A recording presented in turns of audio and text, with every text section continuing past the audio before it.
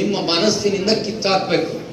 ಯಾವಾಗ ನೀವು ಪಾಸಿಟಿವ್ ಆಗೇ ಮಾತಾಡ್ತೀರಿ, ಅವಳು ಹೇಳಿದ್ರು ಒಂದು 70% ಗುರಿ ಇಟ್ಕೊಳ್ಳೇಬೇಡ್ರಿ, ನಾನು 100% ನಾನು ರೀಚ್ ಆಗ್ತೀನಿ ಅಂತಂದ್ರೆ ಕನಿಷ್ಠ ಒಂದು 75-80ಕ್ಕೆ ಬರ್ತೀರಷ್ಟೇ. ನಾನು ಔಟ್ ಆಫ್ ಅಂತ ನೀವು ಅಂದಾಗ ಒಂದು 90ಕ್ಕೆ ಬರ್ತೀರಿ. ಇಲ್ಲ ನಾನು ಇಡೀ ರಾಜ್ಯಕ್ಕೆ ಫಸ್ಟ್ ಬರ್ತೀನಿ ಅಂದಾಗ ಒಂದು 100%ಗೆ ಬರ್ತೀರಿ. ನೀವು ಯಾವಾಗ ನಿಮ್ಮ ಮನೆಯಲ್ಲಿ ಕೇಳಿ ನಿಮ್ಮ ಅಮ್ಮರಿಗೆ ಸಾಂಬಾರಿಗೆ ಎಷ್ಟು ಉಪ್ಪು ಹಾಕ್ತಾರೆ, ಸಾಂಬಾರು ಪುಡಿ ಎಷ್ಟು ಹಾಕ್ತಾರೆ, ಅದೆಲ್ಲ ತಿಳ್ಕೋಬೇಕು. ತಿಳ್ಕೊಂಡು ಇಲ್ಲಿ ನೀವು ಈ ಕ್ಷೇತ್ರದಲ್ಲಿ ನಿಮ್ಮ ಗುರಿ ಇರಬೇಕು. ಮುಂದೆ ಗುರಿ ಇರಬೇಕು, ಹಿಂದೆ ಗುರುಗಳು ಇರ್ತಾರೆ. ನಿಮಗೆ ಯಾವಾಗ ಅರ್ಥ ಆಗಲ್ಲ ಅದಕ್ಕೆ ಕೇಳಿ, ಒಂದ್ಸರಿ ಅಲ್ಲ 10 ಸರಿ ಹೇಳುವಂತ ಎಲ್ಲ ಶಿಕ್ಷಕರು ಇದ್ದಾರೆ, ಒಳ್ಳೊಳ್ಳೆ ಅನುಭವಸ್ಥರು, ನುರಿತಂತವರು. ಅವ್ರ ಹೆಸರು ಎಲ್ಲರೂ ಬೇಡ, ಒಬ್ಬರ ಹೆಸರು ಹೇಳಿಬಿಟ್ರೆ ನಮಗೆ ಬಹಳ ಜನ ದೊಡ್ಡ ಲಿಸ್ಟ್ ಇದೆ. ಎಲ್ಲ ನಮ್ಮ ಶಿಕ್ಷಕ ಮಿತ್ರರು ಉತ್ತಮವಾದಂಥ ತರಬೇತಿಯನ್ನ ಕೊಡ್ತಾ ಇದ್ದಾರೆ. ಹಾಗೆ ಮಾಲ್ತೇಶ್ ಅವರ ಬಗ್ಗೆ ಹೇಳಿದಾಗ, ಮಾಲ್ತೇಶ್ ಅವರು ಹೇಳದ ಪದವಿಲ್ಲ, ಆಡು ಮುಟ್ಟದ ಸೊಪ್ಪಿಲ್ಲ. ಆಡು ಯಾವ ಸೊಪ್ಪನ್ನು ತಿಂತತೋ ಅವೆಲ್ಲವೂ ಕೂಡ ಶ್ರೇಯಸ್ಸುತ್ತವೆ. ಅವರ ಪದಗಳೆಲ್ಲ ರಚನೆ ಆಗಿರ್ತಕ್ಕಂಥ ಒಂದು ಕವನ ಅದ್ಭುತವಾಗಿರ್ತದೆ. ಆದ್ದರಿಂದ ಅದನ್ನು ನಾನು ಬಳಸಿದ್ದೇನೆ. ಮಾಲ್ತೇಶ್ ಅವರು ಬರೀ ಕೇವಲ ಸಾಹಿತ್ಯಕ್ಕೆ ಅಲ್ಲ, ಮತ್ತೆ ಉಪನ್ಯಾಸಕ್ಕಲ್ಲ, ಎಲ್ಲ ಕ್ಷೇತ್ರದಲ್ಲಿ ತನ್ನದೇ ಆದಂಥ ಒಂದು ವಿಶಿಷ್ಟವಾದಂಥ ಗುಣವನ್ನು ಬೆಳೆಸ್ಕೊಂಡಿರ್ತಕ್ಕಂಥ, ನಾನು ಕಂಡಂಥ ಅಪರೂಪವಾದಂಥ ಸ್ನೇಹಿತರಲ್ಲಿ ಅವರು ಕೂಡ ನನಗೆ ಅತ್ಯಂತ ಆತ್ಮೀಯ ಸ್ನೇಹಿತರು. ಯಾಕಂದ್ರೆ ಅವರ ಮನೆಯಲ್ಲಿ ನಾನು ಚುಟುಕು ಸಾಹಿತ್ಯ ಇಲ್ಲಿ ತ್ಯಾವಣಿಗೆಯಲ್ಲಿ ಪರಿಚಿತರಾದ ಮೇಲೆ ಅವ್ರ ಮನೆಯಲ್ಲಿ ಒಂದು ತಿಂಗಳ ಅಂಗಳ ಅಂತ ಒಂದು ಕಾರ್ಯಕ್ರಮ ಮಾಡಿದ್ರು. ಅವರು ನನ್ನ ಇನ್ವೈಟ್ ಮಾಡಿದ್ರು. ಅಲ್ಲಿ ಅವರ ಮನೆಯವರಿದ್ದಾರೆ. ಅವರ ಮನೆಯಲ್ಲಿ ಆತಿಥ್ಯ, ಅವರ ಮನೆಯ ವಾತಾವರಣ ನೋಡಿದಾಗ ಅವರೊಂದು ಕಲ್ಚರಲ್ ಫ್ಯಾಮಿಲಿ, ಅಂದರೆ ಸಂಸ್ಕಾರಯುತವಾದಂಥ ಕುಟುಂಬ.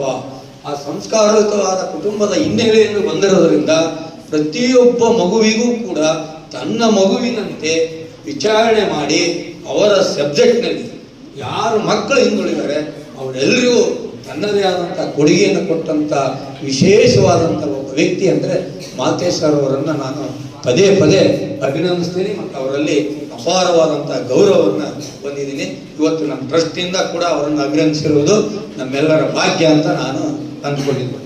ಹಾಗೆ ಬಸವರಾಜ ಸರ್ ಇದ್ದಾರೆ, ಪ್ರಾಚಾರ್ಯರು.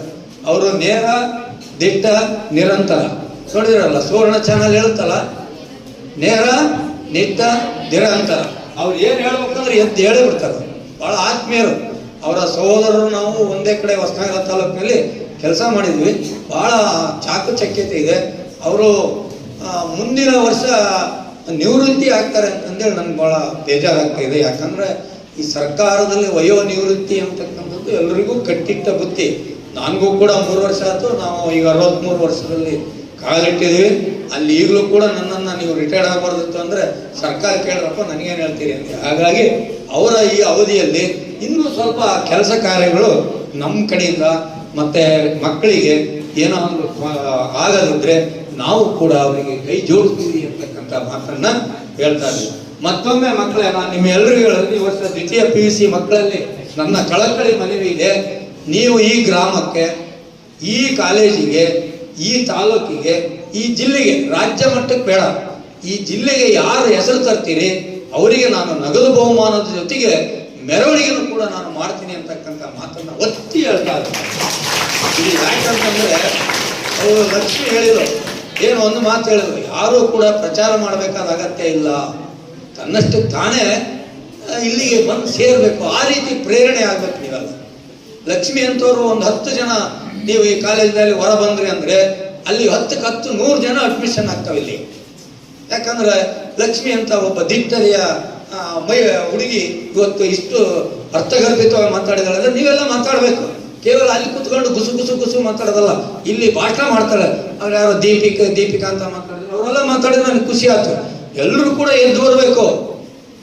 ಇಲ್ಲಿ ನಾವು ಇದೇ ಕಾಲೇಜಲ್ಲಿ ಓದಿದ್ರು, ನಮ್ಮ ಮ್ಯಾಟ್ರುಗಳಪ್ಪ ಸಾಕು ಕುತ್ಕೊಳ್ಳ ಅಂತಿದ್ರು. ಅಷ್ಟು ಮಕ್ಕಳು ನಾನು ಮಾಡ್ತೀನಿ. ಇಲ್ಲಿ ಕೇಳಿದ್ರೆ, ಇನ್ನೇ ನಮ್ಮ ಉಪನ್ಯಾಸಕರು ಕೇಳಿದ್ರೆ, ಇಲ್ಲ ಸರ್ ನನ್ನ ಕೈಲಿ ಆಗಲ್ಲ ಅಂತ.